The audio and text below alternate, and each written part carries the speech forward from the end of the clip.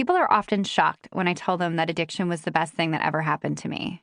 But it's true, it was. Most people go through this life living each day not much different from the next.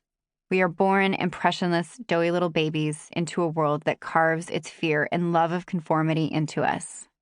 We are told to pick the safe path, to get a job that pays well, to marry a man who provides, become a woman who provides, save our money, buy property, procreate, and die with as few wrinkles as humanly possible. We are sold the lie that if we do the things that keep us safe, we will be okay. As if it were a proven formula. 401k equals safety equals happiness. When I was 14 years old, my parents divorced. My mom was born with congenital hip dysplasia, and by the time I graduated junior high, she'd already had both her hips replaced. As of this writing, she's had 8 hip replacements. She'd been a stay-at-home mom for my entire childhood, and with my parents' divorce came economic uncertainty. She had to go back to both work and school. She never said it to me directly, but I knew enough to understand that we were barely making it and that our new circumstances wore her health down and her hips out. I hated the fragility of our situation. I hated the idea that we were poor. I hated how much money ruled our lives. But mostly, I hated that when my mom felt pain in her hips, my first thought wasn't whether she was okay. No, my first thought was always, I wonder if she'll have to stop working. I wonder if we'll run out of money. If there was one thing I wasn't going to be when I grew up, it was poor. When I was 13, my family had Thanksgiving at my cousin Sarah's in Pasadena.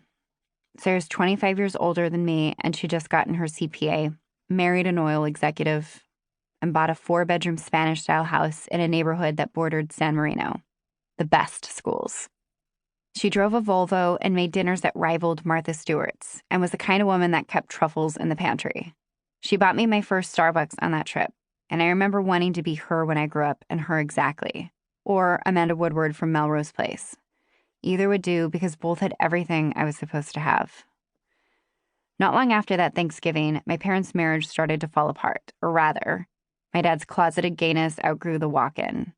I imagine that in his desperation to not have to come out, and in my mom's desperation to not know he had anything to come out with, they thought a series of weekend getaways to reasonably priced motels on the central coast of California might do the trick. It was the summer before my freshman year of high school, and their Hail Mary attempt to save their marriage meant weekends of my 16-year-old sister and my 13-year-old self alone in our house. The first time I got drunk was during one of these weekends, and while I don't recognize myself in the stories that recovered alcoholics tell of the first sip being the answer to every prayer they ever had, I do remember trying to drink as fast as I possibly could.